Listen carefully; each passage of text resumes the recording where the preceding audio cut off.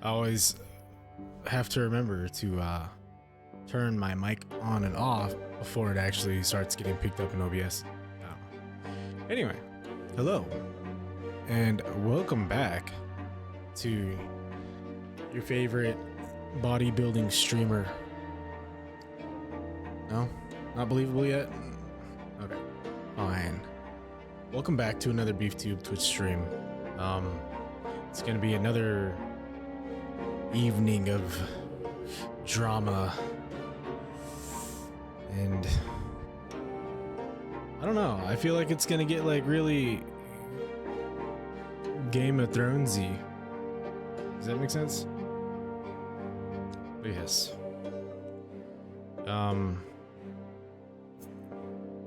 Just kind of double checking everything here and making sure that it's working before we actually get carried away, because I don't know what happened on my last stream last night. It said it never updated my stream information, so it said I was playing Call of Duty Modern Warfare 3 like all night, well, for like half the night. So yeah, whatever. Yes. I don't know about you guys, but I'm absolutely ready for sweater weather.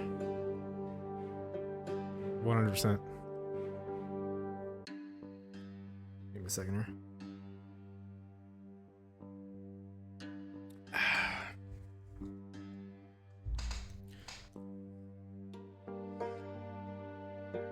Get my narrating mindset on.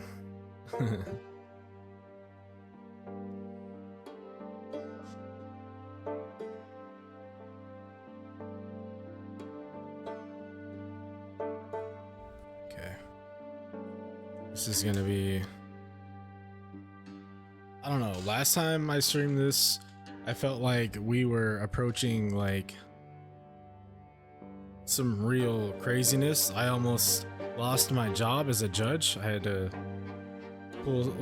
crawl to my father and have him pull some strings to help me keep my job.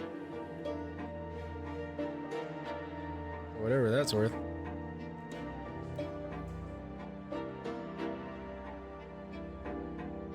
I don't know.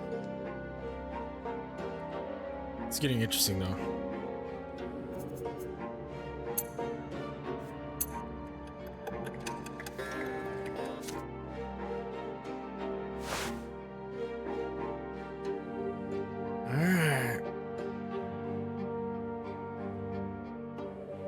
Okay, so we already did this last time, but I'm not sure why it's picking up before. So this is just the family gala.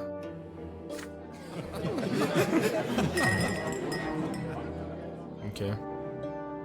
So wealth increased by 2. We're still doing pretty good. Our reputation is in dire straits. Our family reputation. Whatever that's worth. I'm now 23 years old.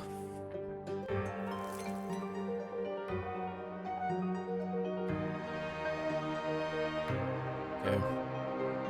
Magra has received alarming news from the neighboring province of Illyria.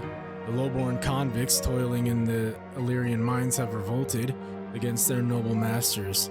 For the first time in many long, peaceful years, commoners have taken up arms. Worse yet, the insurgents had guns and gunpowder, and no one knows how they got them. Gunpowder weapons were banned throughout the Empire as soon as they were invented. The lords deemed firearms dishonorable and unfit for the nobles. Even Legion soldiers are forbidden from using them. But now gunshots were echoing through the mutinous Illyrian mines. Interesting. Very interesting. I've always, you know, if you think about like the history of mankind, firearms were like when the real shift in power happened, you know, like between like nobility or whatever, because firearms are the great equalizer of all men. You know, they pierce through breastplates and, horses, and you don't have to be particularly smart in order to be able to use one, So, interesting how that's become a factor in this all of a sudden. The Imperial Legion was deployed to quell the riot. The Legionnaires slaughtered the rebels without mercy, and the uprising choked to death on its own blood before it even began. The south of Illyria is now a forest of gallows. The convicts' corpses were swaying in the wind as a warning to any commoner who might dare to take up arms. Although the rebellion succumbed quickly to the Imperial military's onslaught, many Legion soldiers and officers were slain by the insurgents' firearms. Their steel armor was no match for bullets. The rioters' weapons were destroyed in a public ceremony, but no one knows who built or smuggled them into the mines. All Imperial overseers soon issued public reminders in their provinces. The punishment for owning a gunpowder weapon is true death by execution. But the Empire is still restless, still anxious. Somehow guns found their way into commoners' hands, if only for a short time. Could gunpowder and lead one day endanger the old ways of the Empire? Authorities of Magra fear that unrest may soon spill over here. Due to the double tax, peasant farms and industrial manufactories are facing harsh times. The province's wealth is steadily declining, but the discontent of the commoners is still held back by the eternal lot that demands they accept their suffering.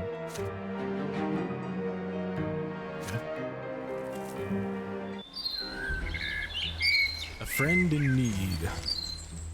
You arrive at the office one fine morning and find a visitor already sitting there. The visitor is none other than Thomas Guerrero. His heavy uniform already bears a captain's chevrons. Thomas looks nervous, his fingers drumming a foreboding staccato on the desk. Why has your old friend decided to pay you a visit? You pat your friend on the shoulder and congratulate him on his promotion. Thomas shrugs, quietly brimming with pride. I got bumped up a month ago. Apparently the Legion is running short on decent officers. And then I realized, why are there so few of them? Wish I knew my direct superior was gonna be our very own Commander Otan. Thomas grows grim at the mention of Otan. Listen, buddy. You and me, we always help each other out, right? That Archnean bastard, well, he's challenged me to a duel. For the second time. He cut me down a month ago. That was my second lesser death. I know I never told you, but it was tough. The gods, they spoke to me there, in the hereafter. But right now I got something worse to worry about than matters of the soul. See, Otan, he remembers me from the time at the academy when I stood up to him at the party, and now he's gonna kill me again and again until my true death comes. So it's a duel. That's Otan's way of having fun with his subordinates. Beef, I'm asking you as a friend. Will you be my second at the duel? I know Prefect Elborn doesn't like any kind of sword fighting. It's one of the old traditions he wants to put a stop to. But if I show up without a second, he won't just kill me for a third time, he'll dishonor me too. You knit your brow in thought. I feel like I may have kind of did that in real life. In the Prefect's opinion, dueling is a lawless tool of noble tyranny. Elborn sees duels as an outmoded way of circumventing the legal system. He would be crushed to learn that one of his judges has been involved in a duel. Thomas sighs heavily. So the game is pitting me... Okay, the game is pitting me between Thomas and Elborn. I know this is hard, pal, but I've got no one else to turn to. All the boys in the Legion fear Otan like the plague. You're the only noble who can support me in this. But I know this duel won't be the end. Our great Sir Otan will find an excuse for a third duel before you know it. That'll be my last one for sure.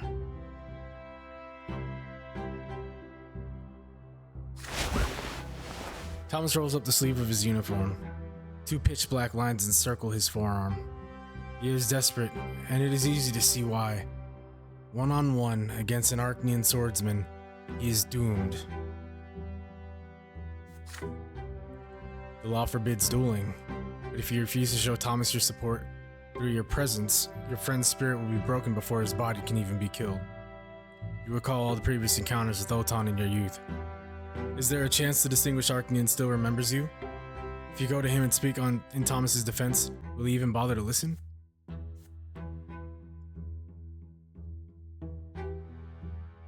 Yeah, there's no way I owe that chump of... I'm not... Yeah, there's no way. There's no way he likes me. I've done nothing. I don't like him at all. Can't decline his request. Why? Because of the bond of friendship.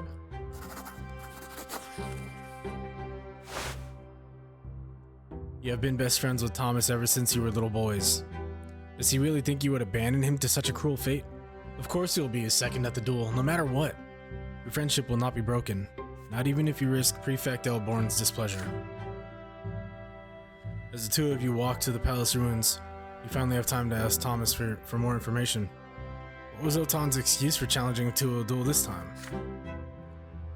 Here's what happened. Otan told me to head to a nearby village with a squad of Legion soldiers. Silmina, it's called. The villagers refused to pay the Archduke's tax. Said they had already paid the tax to Gaius Tempest's men. He's the overseer, so the law says the tax is his. So Otan told me and the lads to string up a couple of the rowdiest peasants and put their houses to the torch to teach the rest of them a lesson. So we went there, and let me tell you, buddy, I didn't join the Legion to start hanging people and burning villages. So we decided to have a word with the village elder first. The locals soon realized what was going on. Losing money is one thing, but losing a spare life is worse. They hemmed and hawed and finally found enough cash to pay Archduke Melanitis. Which means we came back to Anazat with nobody dead and all the money for the treasury. But then the commander summons me and claims I didn't follow his order, which means I also slighted the honor of the noble Archnian who is my commander. So he challenges me to a duel. Man, I hate this guy. And you know what? I'm not the first, Beef, and I'm not the last. Any officer in the Legion can end up like me. Otan does as he sees fit, with no plans to stop. He's a commander, he's a noble of the sword, he's an Archnian. We're just dirt under his boot. Who's gonna rein him in? You reach the side of the duel just before dawn. By a half-crumbled wall you see a tall figure clad in a thick cloak. Dorius Otan, High Commander of Magra, already expecting you. His azure fingers drum impatiently on the pommel of his sword. Thomas dutifully bows to his commander. Otan grimaces at him. You're late, Captain Guerrero. Why should I have to wait for you?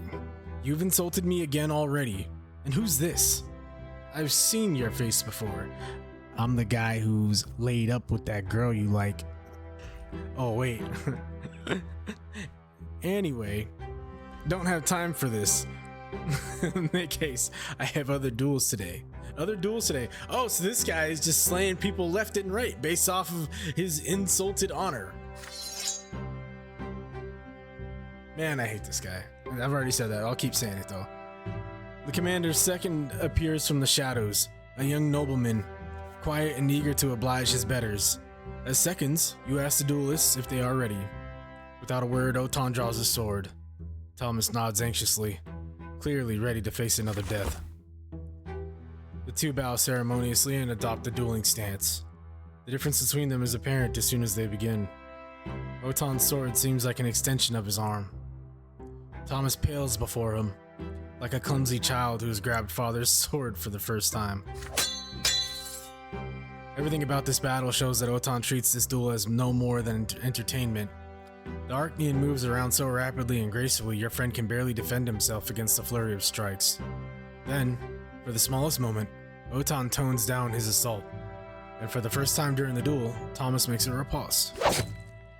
Easily, effortlessly, Otan deflects Thomas's blow, and then retaliates. His sword sticks through your friend's shoulder. As soon as you see the blade drew blood, you shout for the duel to end. The debt for the insult has been paid in blood. If the loser of the duel is ready to offer his apology, the fight must stop. What? Is some human trying to teach me the laws of the duel? I'm an Archnian of the Otan dynasty. There is no one here who can teach me the ways of honor. His sword flashes and stabs your friend straight through the heart. A wet red spot begins to spread across Thomas's shirt. Your friend stumbles backward. He drops his sword, his knees buckle, a wheeze, another, then a cough full of blood, and his bright eyes grow dim and dull. Slowly, Thomas's body disappears. His blood-stained clothes, his sword, and his footsteps in the dust are all that remains. Otan hands his sword to his second, who is ready to wipe it down. Well then, that pitiful human will face another duel very soon. Let's hope he fights better during his last life. When your friend is reborn, tell him my exact words. I gotta get rid of this guy. I'm not gonna let Thomas go out like that.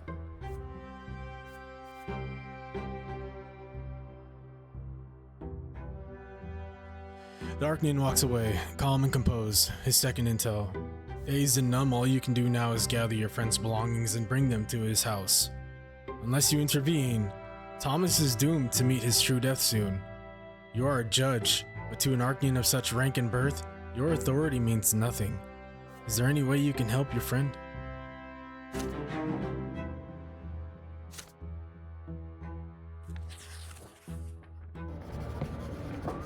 The case against Otan. The day after your meeting with Thomas, time slows to a crawl. After you examine one case after another, you cannot help but think back to your friend and his fate, again and again. There is a knock at the door. Baron Elborn, the prefect, has decided to pay you a visit. I have a matter to discuss with you, Brante. Would you mind if we take a walk? It's getting a bit stuffy in here. The prefect clearly wants to discuss something in private. You walk down the stairs together and leave the prefecture. Soon, the two of you are walking down the noisy streets of the Brass District. The wind is strong today, the gray sky mercifully overcast. The people around you are bartering, buying, and selling eagerly. The streets are full of craftsmen and factory workers. Merchant carts squeak as they roll down the streets. The head of the prefecture looks more worried than usual, lost in thought as he observes the bustling street life around him. Brante, do you recall how we talked about the tyranny of the nobility in the province? Dorius Otan, the High Commander of Magra, is on a murderous spree. He challenges his subordinates to a duel for the slightest infraction and slaughters them with impunity. If our law is unable to protect anyone from the violent tyranny of the Archnians, who will ever respect the law? It's time we put an end to this. Perfect timing. As long as I'm in charge of the prefecture, establishing the rule of law over people of all estates and titles is our most important task. But people like Otan stand in our way. People who think themselves above the law. We need to prove them wrong.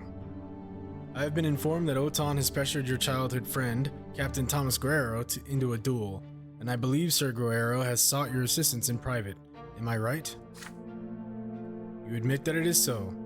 Indeed, as an old friend, Thomas is counting on you to defend him. And so, young Brante, I believe that to be reason enough to entrust this case to you officially. If you find yourself doubting your abilities, know that you are my best candidate. No other judge would have the courage to prosecute an Archnian. That, and I trust you more than any ordinary judge. I spoke to your father, but even he would not accept this undertaking. He says your family has worked too hard to be ennobled by the sword to risk it all now. But you bear no such burden, do you? I don't really care about the being ennobled by the sword part. Matters not to me. As it stands, well, maybe it does a little bit. As it stands right now, sentencing an Archnian to even the smallest punishment is unthinkable. But, drop by drop, water can wear down any stone. We will make our way to Otan, but we must do it slowly and carefully. What we need is a perfectly prepared case. We need you to find enough incontrovertible evidence and enough witnesses who are willing to testify in court.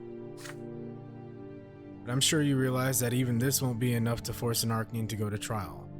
Don't you, Beef? We have to change the unspoken rules in our city and province.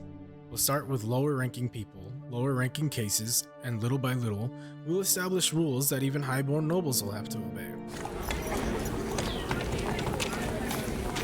All of a sudden, Elborn stops.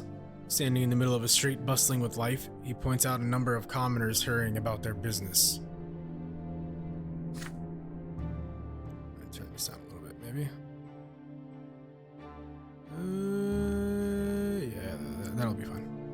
Just look. All these people need to know that there is such a thing as justice. The law must apply to all of them, no matter their lot. Whether suffering, praying, or ruling, they need to know that they can rely on us judges to enforce the law against anyone and everyone.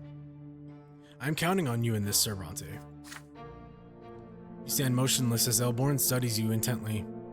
From now on, from this moment forth, you will prosecute a case against the High Commander of Magra, a highborn Argnian from an ancient dynasty. This is a pivotal moment in your destiny and your career. You could rise higher than ever or plunge into obscurity and ruin. You decide to talk about Thomas and his fate. Right now, he represents your best chance at getting Otan indicted, but there is absolutely no guarantee he will live to speak at trial. If you are to oversee this case, ensuring his safety has to be the first thing you do. You're right, Brante. We need Thomas Guerrero to see this to the end. But remember, this is about more than just your friend and his fate. This is a matter of law and justice for the entire province. The peril to Sir Thomas's life is great indeed, but if you openly defy the High Commander right now, your standing will suffer accordingly. You could find a safe shelter for Sir Thomas away from Otan, but if Thomas remains in the city, he might be of use when you begin looking for Otan's other victims. I realize that you're looking for a way to rescue your friend, but right now we must all use caution, lest our entire cause suffer. What say you, Beef? What is your plan?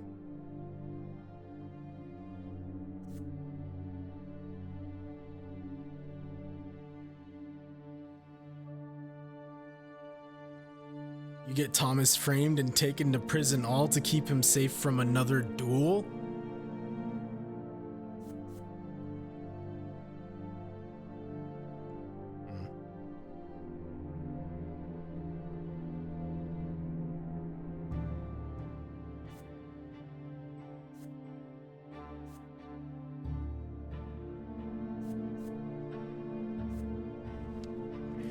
I don't think he'd be safe in custody, though.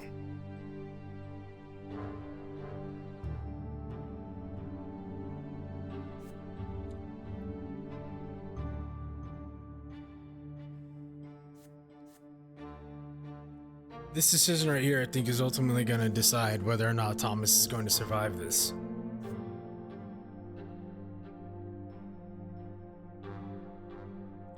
So the first option I don't think is ideal. The fourth option is not available. If I send him out of Banazat, I'm sure that's going to impact the witnesses that we find against Otan. But if we have him framed and taken into custody to protect him, I don't think he would be entirely safe there either. But I think it's going to be the best compromise that we have right now.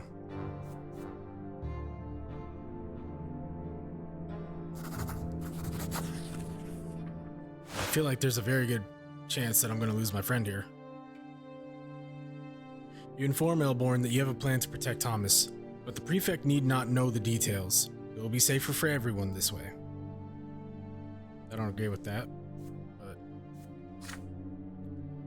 that it will, Brante. You're the only one who truly knows how to help your friend. Proceed then. My only request is that you remain within the law at all times. You assure the prefect that the law will not be broken. On the contrary, it will be enforced with prejudice. I will leave that to your conscience then. We should get back to work. Begin preparing the case at once. Back at the office, you send a note to Thomas's address. A brief request to visit you at the prefecture as soon as possible. He returns to your office that evening. You have not seen him for just one day, but he looks a decade older. It pains you to see him so downcast. But you have news. Otan is well on his way toward being punished for his crimes. You are building a case against the High Commander of Magra, and Thomas absolutely has to participate in the trial as the main witness and tell the whole truth about the lawless tyranny of the haughty Archnian. Upon hearing these words, Thomas stands tall again. You spy a wicked spark in his eyes, a glimmer familiar from the years when you both were young. My oh my, the Brante boy next door wants to put an Archnian behind bars. Count me in, buddy. I'll bear witness, alright, and I'm gonna have myself a good rant about that highborn bastard. You ask your friend to pace himself for now. First of all, Thomas needs protection against Otan's harassment, and you have a plan for that. You will start building a case of illegal dueling, but introduce the facts in a different way. It will look like Thomas was the one who initiated the duel, and you will personally sentence him to a term in prison and temporary revocation of the sword. This way, Otan will be unable to reach Thomas or challenge him again. Thomas will remain safe for several months. You want to put me in jail? Isn't that too much? How's that going to affect my standing in the Legion? But my only alternative is dueling Otan again. Okay, do what you must. I'll put my trust in you, even if it means spending a couple of months behind bars. It shouldn't be any worse than our barracks. Yeah, probably not. That settled, you write an order to imprison Captain Thomas Guerrero for inciting a duel with his superior, Sir Dorius Otan. All that is left now is to summon the gendarmes and have them seize Thomas's sword and take him to prison. You calmly watch your friend being put in shackles. He manages a sly wink before being led out of your office. Now Captain Guerrero should be locked in a dark cell and kept safe and sound by the prefecture. Not even an Archnean High Commander has the power to pull to get to him there. Okay, that was weird. But your gambit does not go unnoticed. One of the judges at the prefecture learns about your order and starts spreading rumors among the other nobles, claiming you besmirched the good name of Sir Dorius Otan. After all, you have created a written record of Otan being challenged to a duel by one of his own captains, a considerable mark of shame for an Archnean High Commander. I don't care. I've got 3 extra lives. Thomas is on his last one. I got 2 extra lives. The nobles are talking about it now. This will surely attract Otan's unwanted attention to the case and make your work as a judge more difficult. Ugh.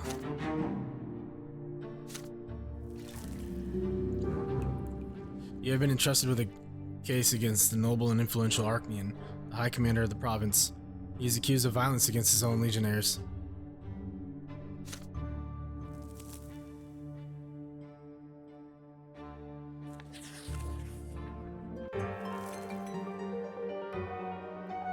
Procession to the tree.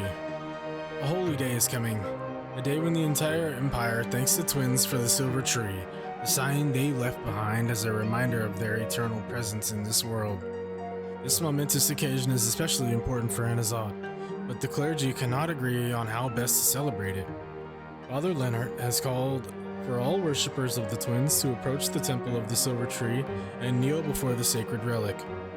But the old clergy balks at the idea of Leonard and the new believers leading the ritual. The day has come. An immense crowd is moving in a procession towards the temple near the silver tree where Father Leonard awaits. Let me guess, a bomb's gonna go off? But an inquisitor by the name of Jean stands in their way. Jeanne? She strikes a defiant pose. That one confuses me every time. Confronted by a member of the Holy Order of the Inquisition, the procession reluctantly stops.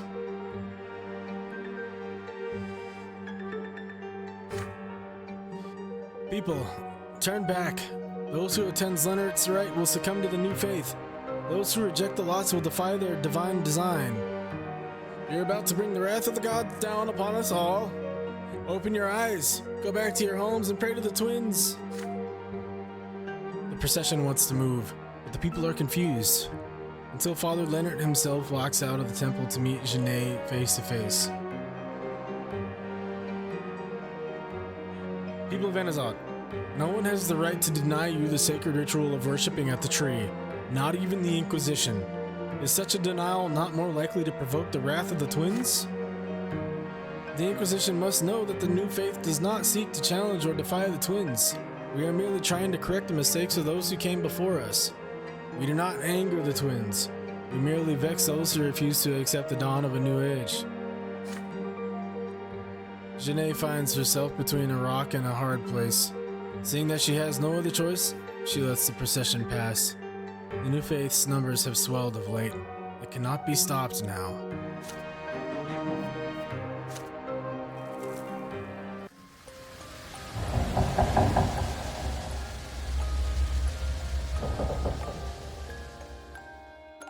Today is an important holiday. The entire empire is celebrating the festival of the Silver Tree, which commemorates the parting gift of the twin gods, the divine sapling they planted in our mortal world in the middle of Anazat.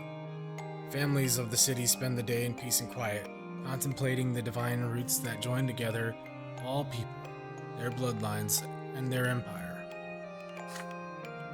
Mother always oversees this holiday.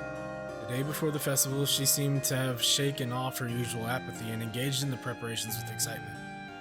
It was as though her illness had loosened its grip. Mother gathers the entire family for the holiday meal. Father is in high spirits today, sharing jokes with you and Nathan.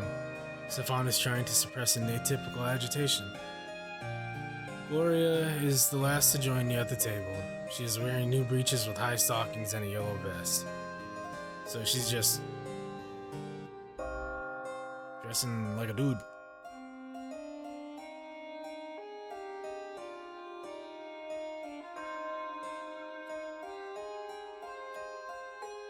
I don't know how I feel about that. My tea, that is. It's kind of gross.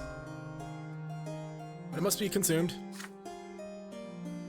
Gloria, you're wearing men's clothes again, says Mom. No, Mother, I'm wearing clothes women are forbidden to wear. Father gives Gloria a stern look. Stefan rolls his eyes but says nothing. Suddenly, Nathan speaks up. A few days ago in the market, I saw a grocer dressed as Overseer Gaius Tempest. He had a huge carrot for his scepter. He got a sound drubbing, of course, but until then, it was quite a hoot. Look, Nathan, you're a hoodlum, dude. Nathan's a hoodlum. You know, like, thought I did better than that. Everybody laughs at the ridiculous story, relieved. Even Gloria has a smile on her face when she sits down. The feast commences. Your home finally feels warm for a moment. Daggone, look, it's everybody all gathered together before people start dropping dead left and right. I'm just kidding. I don't know. Maybe it's me. It wasn't so long ago the four of you couldn't even ever reach up to this table. The first word you said, Gloria, was gimme! Nathan used to cling to my skirt all the time, almost hearing it. And you, Beef, you couldn't talk at all yet, but your piercing stare was so expressive. It felt as if you were talking to me. Mother looks at Stefan and suddenly grows quiet. When I met Stefan, he was already 3 years old. He was so serious and a smooth talker to boot. I remember that he had a music teacher, but he was too shy to play in front of me, so I used to listen from the next room. Stefan's face twitches. Your older brother rises and moves to the old harpsichord. His fingers fly gracefully over the keys. A melody fills the house, melancholy and sweet. The last note lingers in the air, then silence falls. The family is awestruck. Words fail you all. Who wrote that? A nobleman from the capital. We've been drinking a glass of wine and beating a servant? Between drinking a glass of wine and beating a servant? Your sister's cutting a mark puts an end to the warm, cozy atmosphere. Stefan calmly turns to face her. No, it was I who composed this piece of music. It is called Mother. Mother rises to her feet. She would have needed help to do this just recently, and now she treads unassisted towards Stefan and draws him close. Stefan puts his arms around his stepmother's waist, then detaches himself awkwardly. May the twin gods bless you, Lydia. Wow. Wow, unexpected. Gloria considers this scene with thinly veiled fury in her eyes. Of course, highborn nobles like Stefan are made for the arts. They're the only ones lucky enough to have a soul and experience inspiration, unlike us, the lowborn. We aren't supposed to feel anything but suffering, let alone express it in poetry. Everyone notices that Gloria is clutching pages filled with writing, her poems. Your sister casts a mournful glaze at the family, and her eyes rest on you.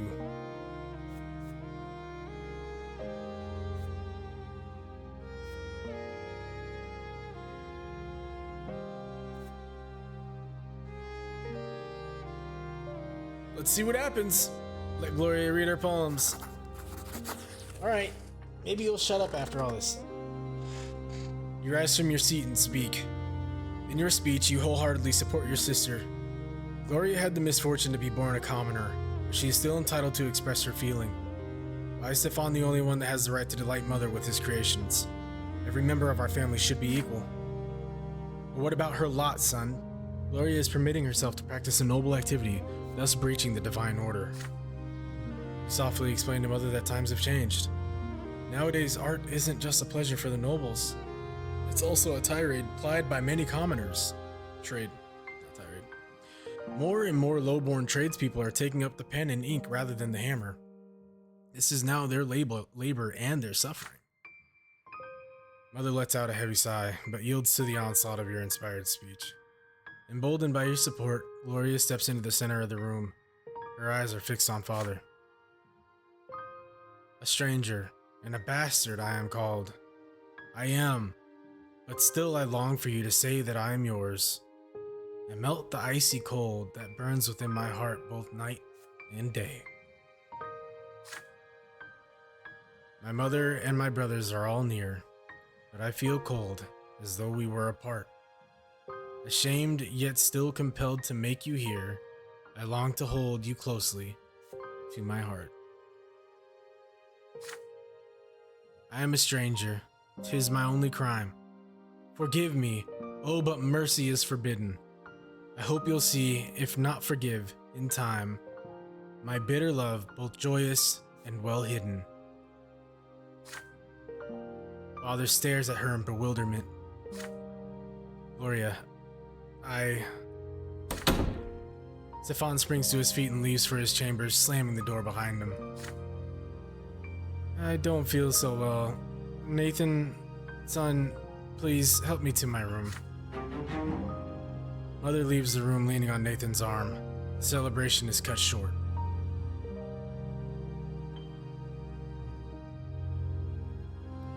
Why do people...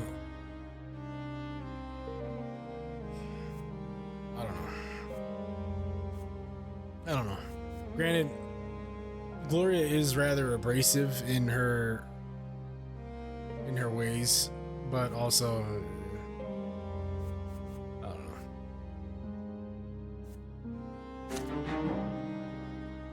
That's cool. I think we're doing well on the family front as far as personal relationships go, but our family reputation is not doing very good. Okay. Well, Unity probably wasn't going to go anywhere good anyway, so... This event is a consequence of your previous actions. Octavia Milanitis, grown close. Ooh, I was wondering when we were going to get back to this. I was very curious about this. A rendezvous with Octavia. Octavia and you do not see each other very often. Sometimes, as the days wear on, you forget about your unusual liaison. But then the Archduke's daughter bursts into your life and you abandon yourself to passion until she disappears again. Today, Octavia is waiting for you at her summer home in the city. It is a cozy little villa, well concealed from prying eyes by a high fence. Beyond the fence is a glorious garden. You have never seen one so beautiful in Magra. Octavia meets you on the veranda. She is wearing a light white frock that leaves her shoulders exposed. Her black hair cascades down her back. You bow to Lady Milanitis. She grins and draws you toward her so that you sit down by her side. The sun is melting beyond the horizon. Octavia commands her servants to leave you alone. Tonight she is strangely pensive, barely touching her food and drink. You cautiously inquire if anything is amiss. Listen to me, Beef. I am at a crossroads. My father, the Archduke, is planning to send me out of Magra for a while. Apparently, in his opinion, my escapades are bound to cause trouble for our family. Well, I mean, you know. You might be right. Octavia stands up, towering above you. Her eyes burn with a menacing flame. I am a daughter of the great family of Milanitis, an Archnean born at the peak of the world. All shall tremble before me. Isn't that so, Beef Brante? But before you can reply, Octavia abruptly lowers her head, downhearted. I'm not free. Just like you, my dear human Brante, I have a duty to my family, to my blood tide, to the Empire. My whole life, all I've ever done is fulfill obligations created by others. I have no aspirations. Everything is preordained. What the world is like, how I ought to live, what my father doesn't decide for me. Those two up on the peak of the shining pillar already have. I'm looking for a way out of this cage. It must exist. I study history, but all I find are tidbits of lost knowledge. But I believe that I'm not the first to try to escape the chains of this world. What am I to do, Beef? You yearn to break free of the fetters of fate just as I do. You have escaped the commoner's lot and joined the higher estate. But your new lot is just as much of a prison, isn't it? Could it really be that none of us will ever be free? Octavia looks into your eyes dolefully. You have never seen her so helpless before.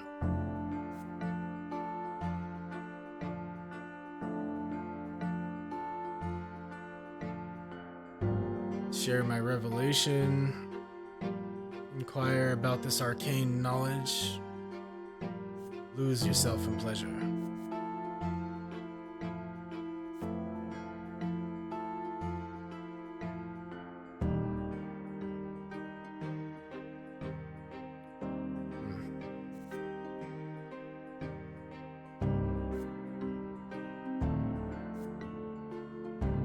I don't remember what my revelation was. that's my issue right now. One of these must be true. I don't remember what my revelation was, so I'm reluctant to actually just go ahead and share whatever information that might be. That was in chapter 2?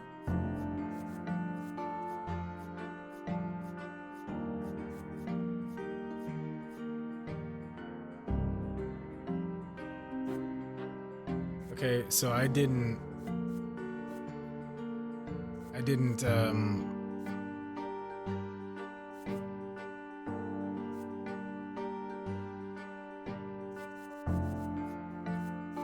where was this revelation at?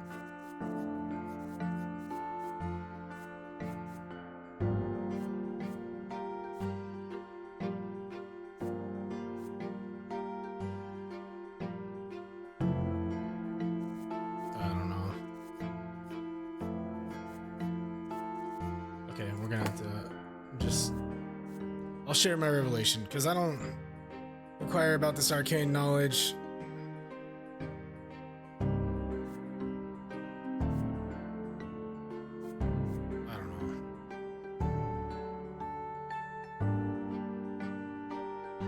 I gotta think about this one for a second.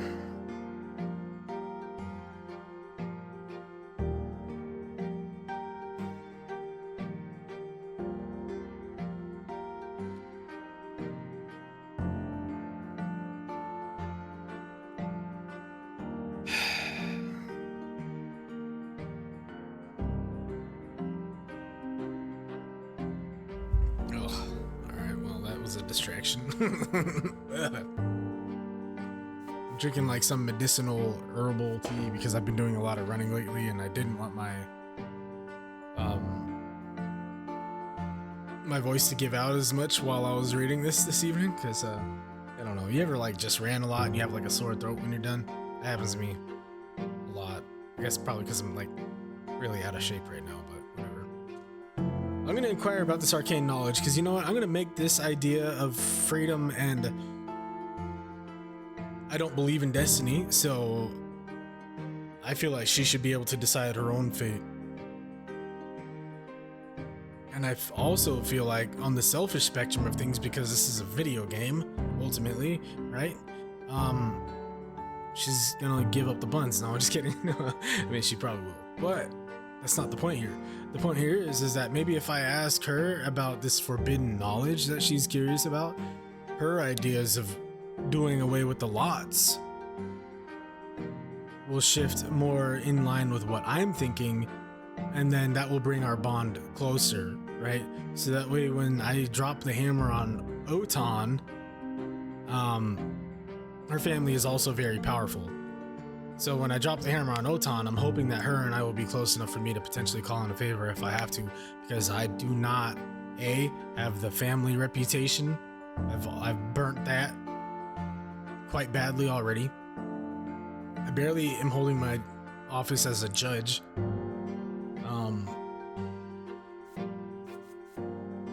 So whatever. I really, like, honestly, as of right now, a lot of my eggs are in this Octavia Melanitis basket. So I don't want to share my revelation because I feel like I don't remember what it was. B, I feel like if I share it, she'll just be like, that's stupid. You know, she won't really care about it. But I'll inquire about this arcane knowledge. I carefully inquire about the lost knowledge Octavia was speaking of. What is she trying to find in these ancient manuscripts? Octavia responds with a playful smile. She takes your hand and leads you into her chambers. That was sooner than I thought. There, under the flickering candlelight, she covers you with a semi-transparent, gold-colored veil. Then she puts a mysterious mask of the same color over your face. Don't speak. You'll understand. Let me in.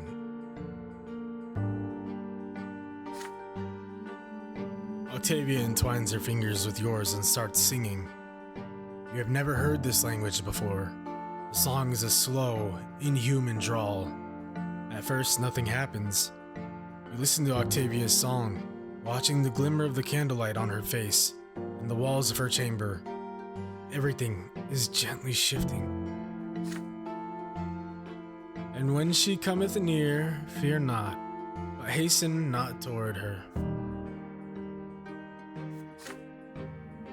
Octavia's lips are not moving. The words seem to take shape inside your head by themselves. The skin of your limbs has taken on a different hue.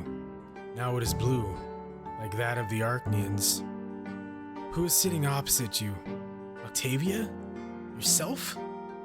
You can't tell anymore. Everything has become one. The world fades away and shatters. Your bodies, the walls, the rooms, the buildings, the city. Everything grows pale and dissolves into the light. All of it, the lots, the empire, the twin gods themselves, is but a dream. And you have wandered through this dream all your life. You come to your senses in the dead of night, in Lady Melanitis' bed. She is lying beside you, asleep, naked, her black hair spilled across the pillow. You run your trembling fingers over her skin. Octavia is sleeping soundly.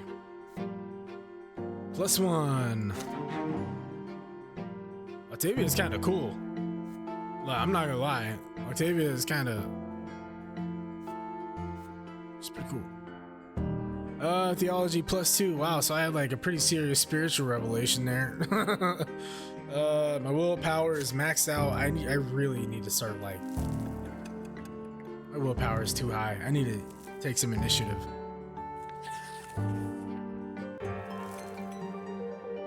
The Emperor's heir is in danger. News from the capital quickly reaches every corner of the Empire. Jarian and Flavius, the heirs to the throne, have left the Emperor's palace for the province of Monia, which is ruled by Great Chancellor Aegirius Monrogue. The Great Chancellor has accused the Emperor's court of harboring malefactors, conspiring against the Imperial heirs. This is why he has offered them shelter and safety in his own impregnable citadel. Wow. Okay, so, you know, you don't have to look very far into a history book to know that the Great Chancellor just took the Emperor's heirs as hostages. The situation is ugly right now. The common people are particularly worried by the news. They take it as a sign that the Chancellor is seeking to solidify his power by holding the heirs hostage. Yeah, okay. Glad they said it. If this continues, Monroe will coerce the Emperor into revoking the Imperial law, thus depriving the common estate of any and all rights. All hope for reform in the Empire has vanished. From farmer to rich industrialist, the commoners are growing desperate. In your province, the authorities are trying their best to put the people at ease. The Magistrate of Anazat makes a speech from his balcony to the excited crowd below. Amiel Vermin. Trust in your Emperor, good people. The Imperial heirs are the future of the Great Tempest Dynasty. The Emperor has made the wise decision to send them far away from the scheming court. Great Chancellor Monroe will take good care of them and keep them safe. All glory to the Empire, all glory to the Tempest. You're right.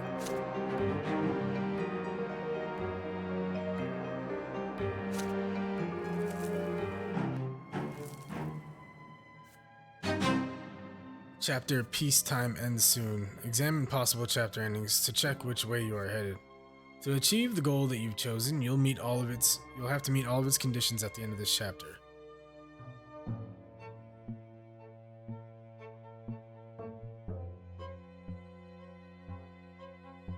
Oh.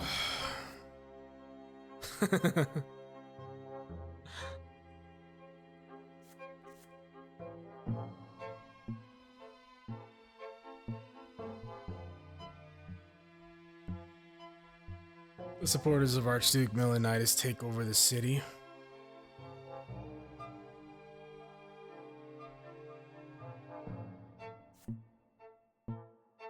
So what it seems like for like literally every single one of these conditions is that my career needed to be really heavily invested in.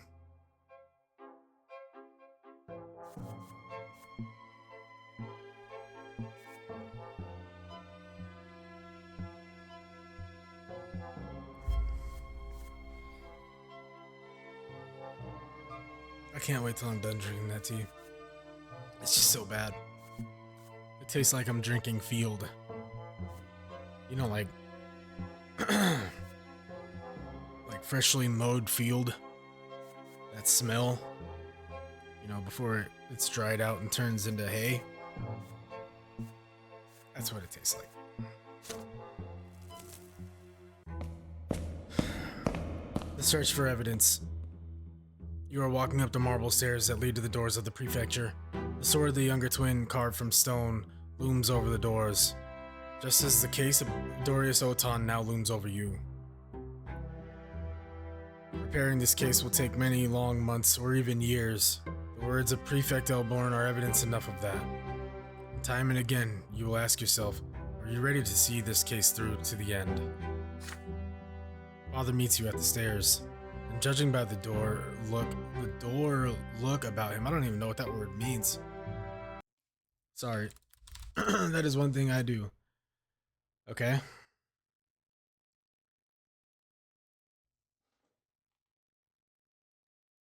So, severe, stern, or gloomy in manner or appearance.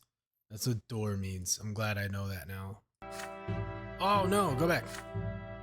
News of your most recent case has already reached him. Okay. Son, I didn't want to discuss this back home. Oborn is our friend, and I stand by him at all times, but he's dragged you into something that is far too dangerous. I'm not going to repeat your grandfather's mistakes, so I won't tell my son how to live his life or what to do. Oh, thanks, Dad. But I ask you to please consider our family. Would it be worth it to let us come to harm, even if the triumph of justice and law is at stake? There are already rumors at the prefecture. They say you're getting ready to summon a highborn Archne into court. Soon these rumors will spread beyond the prefecture walls. You and I are both Brantes. Perhaps we ought to stay away from something so dangerous. Some battles are too ugly for us to win. You can always slow down the process and bide your time with routine paperwork. Avoid attracting unwanted attention. This way your career and our family honor would not be at risk. Trust me in this, son. Rather than making a selfless sacrifice, we can achieve far more through tireless service for the good of the law. You promise your father you will consider his words. You say goodbye and return to your office. You are at a crossroads. If you are to make any headway in the case against Oton, you have to start now, while the trail of his misdeeds is still fresh. You have little first-hand knowledge of Oton's criminal wrongdoings, only Thomas's stories and what you have seen for yourself. Turning this case into a trial requires far more evidence than that. Your friend could be the key to the entire case, if he can help you find the other men who have suffered under the remorseless Archnean. But Thomas is a hunted man. He has every reason to lay low and steer clear of the courthouse. If Thomas can put you in touch with other victims and witnesses among the soldiers and officers of the Legion, perhaps you could gather evidence yourself. But the Legion may meet a lone outsider such as you with too much resistance. Things might get ugly. You consider your options. Apart from Thomas, who else could help you gather compelling evidence against the commander? Oton is an Archnean from an ancient dynasty. Anyone involved will hold their tongue, no matter what. The way things are right now, not a single soul would risk angering the Otan, say, a middling judge from an unknown family. Unless an even more highborn Archnean chooses to support your cause. Gaius Tempest, the Imperial Overseer of Magra, the Emperor's own brother, every aristocrat in the province knows he detests Dorius Otan for remaining loyal to Archduke Melanitis. Ensuring the Overseer's support would increase your authority greatly, and give you a chance to gather evidence against Otan without Thomas lifting a finger. The Imperial Overseer is one step above the Prefect, your immediate superior. You can only address Gaius Tempest directly if you keep it secret from Elborn. Communicating directly with the Overseer of the province means defying your loyalty to Elborn. Are you willing to do this? How is it defying my loyalty to Elborn? I'm a little confused about that.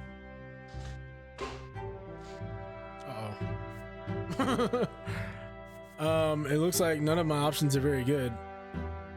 It's because of my crap reputation. And... what? He's not in hiding though? I mean, I guess... I didn't know the game was... Dude, I figured he was in a cell, like in the same building as me. I could probably ask him for like... whatever.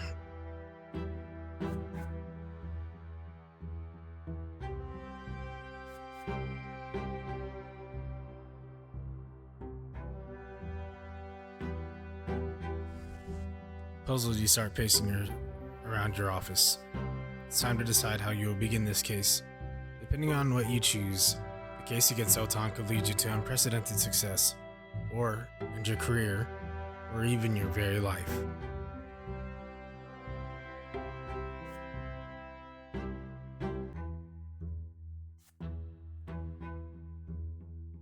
I have effectively screwed myself.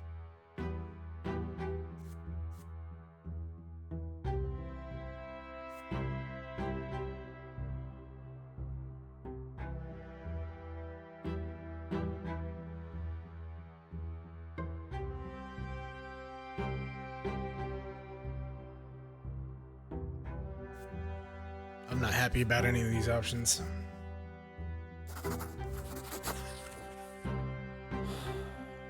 Father is right. There is no reason to risk your well-being and the well-being of your friends and family like this. This way you will not antagonize the aristocracy.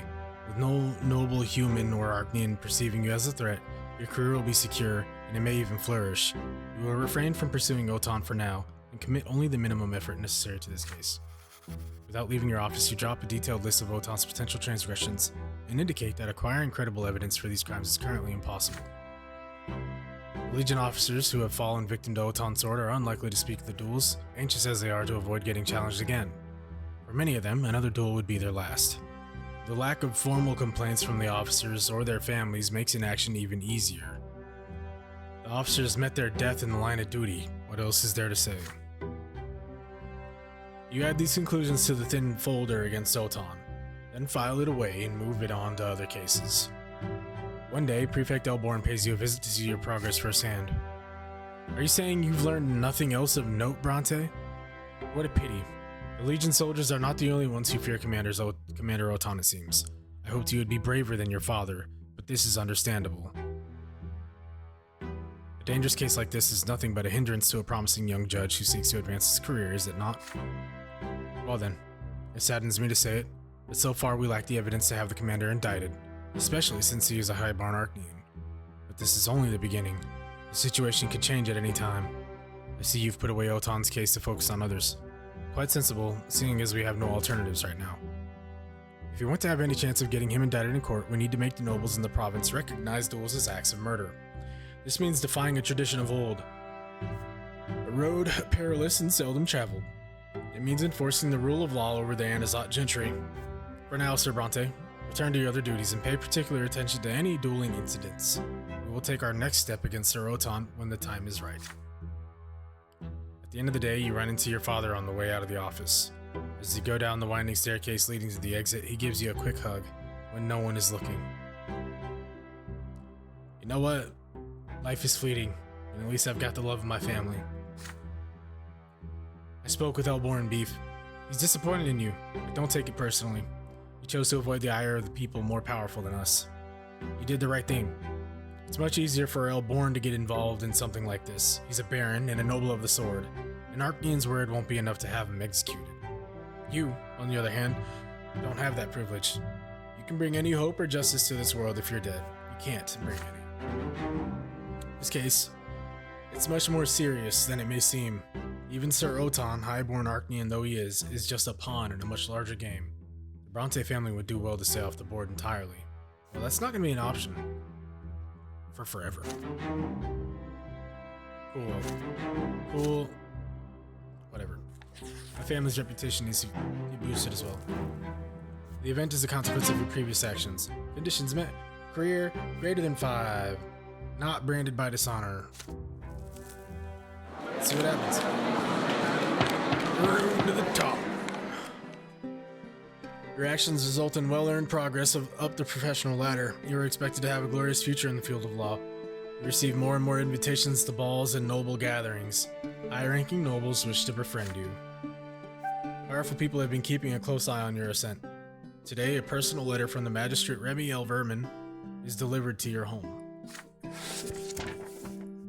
Sir Beef Brante, I would like to further our acquaintance and discuss certain matters over a glass of Illyrian. I will expect you at my estate this afternoon. Accompanied by servants, you walk down the imposing enfilade of El Vermin's granite manor. Gold tapestry, stone carvings of ancestors' profiles. Compared to this luxury, your own home seems tiny and cramped. El Vermin greets you by the fire. At home, the influential ruler of the city seems peaceful and amiable. Judge Brante, pray come in. I'm delighted to see you again. Servants, pour us some wine.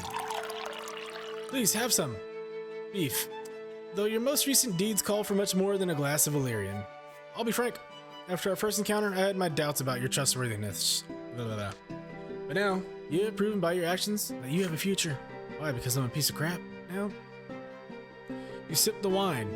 It is excellent as expected. You calmly reply that you strive to serve the Empire and the Prefecture faithfully in the manner you deem proper. I am overjoyed to see the younger generation honors our traditions and cares about the fate of our nation. We have that in common, you and I. Many see me as merely power-hungry, but why would power itself be of interest to me? My family is already powerful and wealthy. Its position is secure for many generations to come. No, my friend, I need power to save the city that has been entrusted to me from a grave threat. Take a look around. More and more insurgents are preparing a bloody uprising among the common folk. The new faith compels people to defy their lots. The foundation of the Empire has been shaken. What do you think? Will a new world be born from this?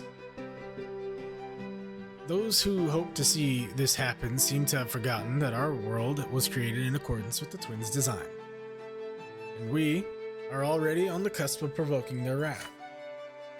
El Vermin is becoming truly incensed. Apparently, the fate of the Empire is not just a subject of idle chatter for him.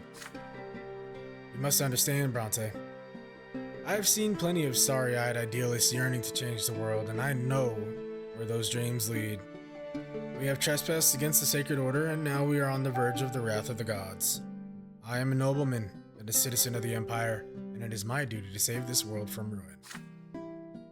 While the Overseer and the Archduke persist in their futile squabble, the danger is growing. It's time to take matters into our own hands. I'm seeking allies. People who will stand by my side to protect the city and the Empire. I hope you have the courage to become one of us. Let me speak plainly. Prefect Elborn is a lass among those who are dragging us towards our destruction. He aims to subject all estates to the tyranny of the law. He seems to have forgotten that the law must serve the good of the Empire and be a mainstay of order. But Elborn wishes to disrupt this order. He is pushing for the lowborn to gain power. What do you suppose will be the first thing they do once they get it? They'll take up arms and destroy this country. Elborn has doomed himself to a shameful fall. Meanwhile, the city needs someone at the helm of the prefecture who is bound by honor and concerned about the fate of the Empire. You can be that someone, Brante.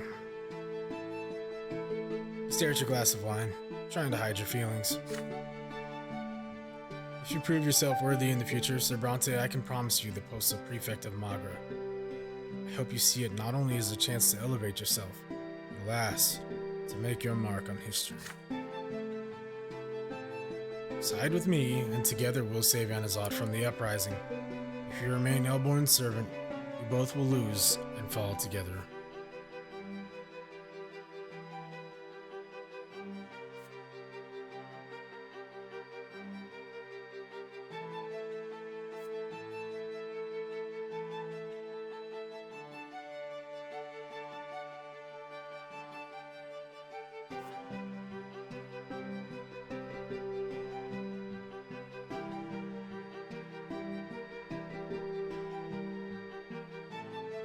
So, this game is not a two-way street. It's like a three-way street. Because right now what we're looking at with these responses is, 1, I betray everything for the sake of amassing power. Or 2, I refuse and stick to my family. Or 3, I side with Elborn and screw the power, screw my family and my reputation for the sake of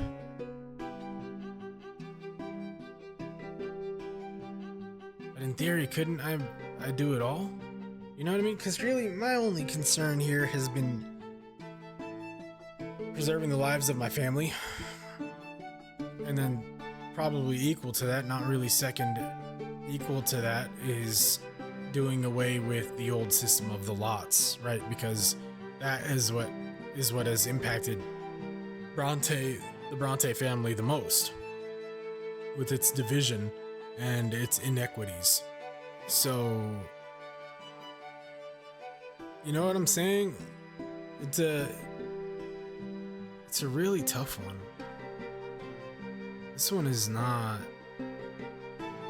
because what I would assume is that in my mind, I would be able to agree, right? Agree, betray the prefecture, and then use the power in ways that I could level things out. Because what it seems like is that Elborn doesn't have the support of enough people to really affect change with the rapidity that change is being affected outside. You know what I mean? There's uprisings with firearms, there's a schism in the church, there is essentially hostage taking, right? And here I am trying to hold on to my career, my family's reputation, and that's all I've been doing so far, and secret rendezvous with the heiress to the Milanitis dynasty.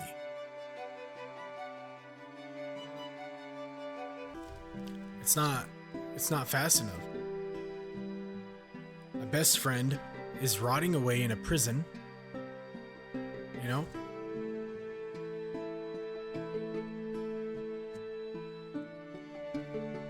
Because I can't prosecute Otan fast enough. However,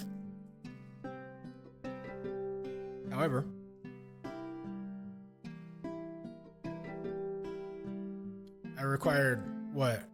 I required the favor of the mayor.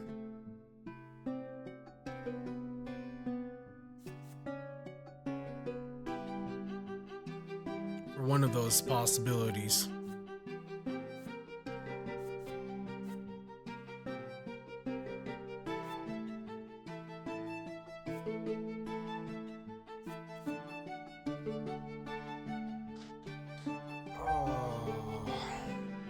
But I know what's gonna happen is that what I'm gonna do is I'm gonna agree to this, and I'm gonna think that I'll be able to affect change more effectively. But the game will give me no such option. It'll rule out possibilities unfairly, I feel. And if I accept this, Thomas is going to stay stuck in prison.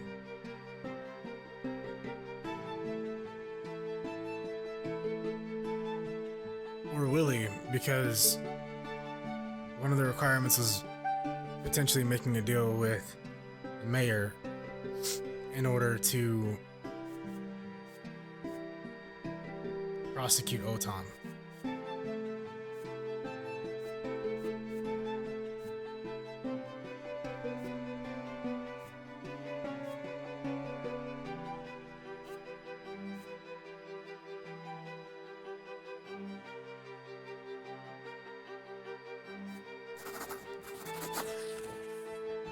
I haven't really, this whole stream so far, I have not really felt entirely confident in any of my choices that I've made, and I feel like this is not the time to lack confidence in my choices. Silence. You hold the magistrate's heavy stare and respond calmly that you are not prepared to make any promises.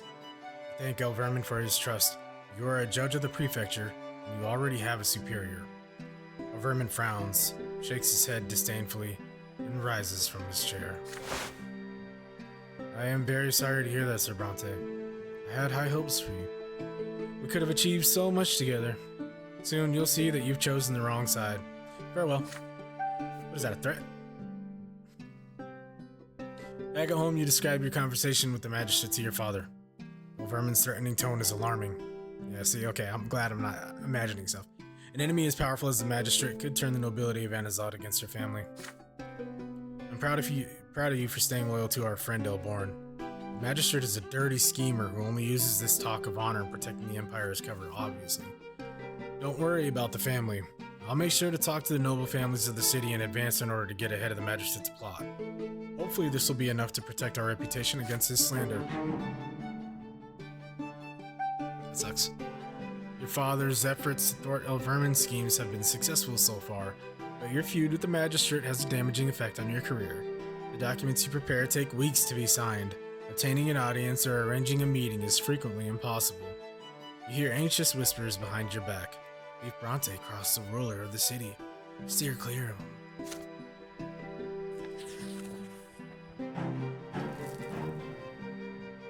This event is a consequence of your previous actions. Conditions met. Stefan Brante greater than indifference. Okay.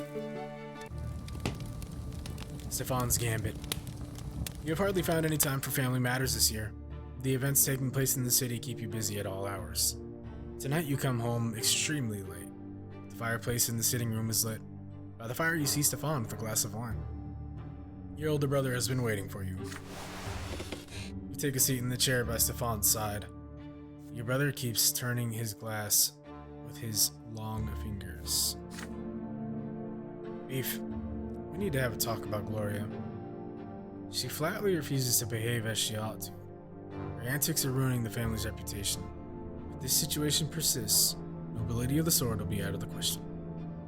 Brother, I do not wish her ill, but we have no right to sit idly by. Regrettably, Gloria will never truly be a part of the Brante family. Her origins are too tarnished, so it is our duty to find her a new family. It is high time Gloria got married. But we can't just give our sister to a commoner, can we? And how could any noble wed her knowing her origins? It's been a stumbling block for a long time, but I finally found a suitable match for her. His name is Jose El Pelletier. I remember this guy. He's a young nobleman of the sword, recently graduated from the college. Now he has a position at the city hall. Do you recall a reception several years ago where he couldn't take his eyes off Gloria? Pelletier has been obsessed with her ever since. Not even her lowly origins can deter him. Admittedly, Gloria does not reciprocate his affection just yet.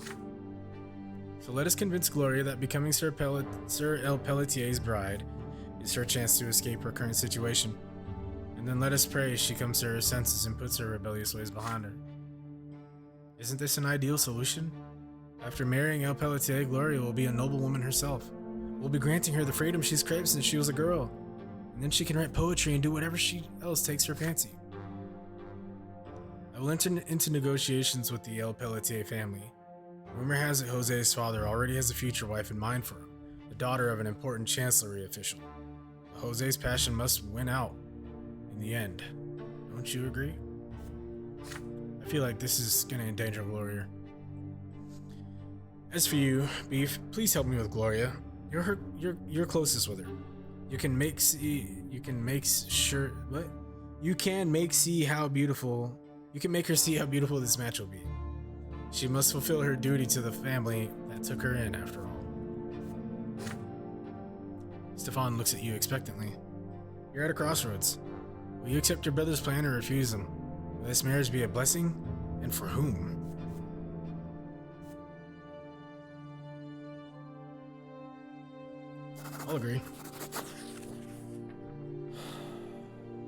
I'll agree. Because honestly, things aren't going to change overnight, right? And so that's going to be the best way for Gloria to live the life that she wants. You remain silent for some time, weighing your decision. The plan your brother has proposed sounds reasonable. In a new family and with a noble title, Gloria will be able to put all the resentment about her fate behind her and be free of the limitations of the lowly estate. You let Stefan know that you are on his side. A broad smile lights up his face as he reclines in his chair. I knew you'd be sensible. Together we can certainly make it happen. But remember how stubborn Gloria is. An easy victory is not to be expected. The next morning you invite Gloria to join you in the library for a private conversation. You inquire carefully about your sister's thoughts on marriage. If a nobleman of the sword were to wed her, she would join the noble estate, and all the arts would be open to her. Gloria laughs in response. Become a noblewoman? In all of Anazat, you'd never find a single nobleman of the sword who would ever marry a lowborn girl like me. I don't even have a father. You mentioned Jose El Pelletier. This spirited young nobleman would be willing to join Gloria in wedlock. Marry El Pelletier? Beef, you don't understand. He's easy on the eyes. He's a skilled warrior and a respected nobleman, but he's been after me for a year now, and I've managed to figure out what he's after. He needs a wife to give birth to his heirs, follow him around obediently at social gatherings, and praise his chivalry. Can you see me in that role? Gloria falls silent for a moment, gathering her thoughts. Besides, I don't even want to be a noblewoman, okay? I can't just live peacefully within the noble estate knowing that other commoners are still suffering. I can't just pretend their misery has nothing to do with me. You try to give her a taste of the benefits that a noble name brings, but your sister doesn't even want to hear you. This is all Stefan's idea, isn't it? You'd never throw me out of the house on your own. So hear this. It's not going to happen. Later, you inform Stefan of your sister's refusal. His face turns to stone. The ingrate. I've almost come to an agreement with old El Pelletier. All the pains we've taken to arrange her future, and this is how she repays us? Well, we'll proceed without consulting her. Brother, we need to devise a way to put pressure on Gloria, even if it takes us a long time.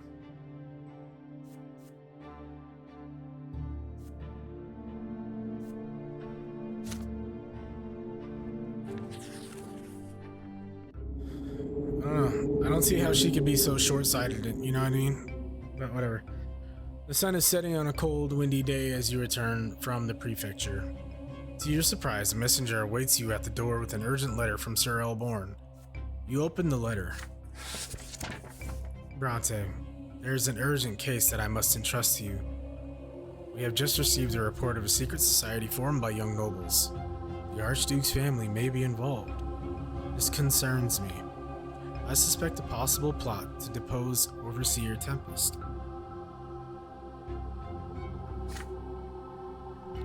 Normally, the Secret Chancellery handles all such cases, but I'd rather investigate the rumors of the plot before there is any action. Preventing unnecessary bloodshed and disgrace would be prudent.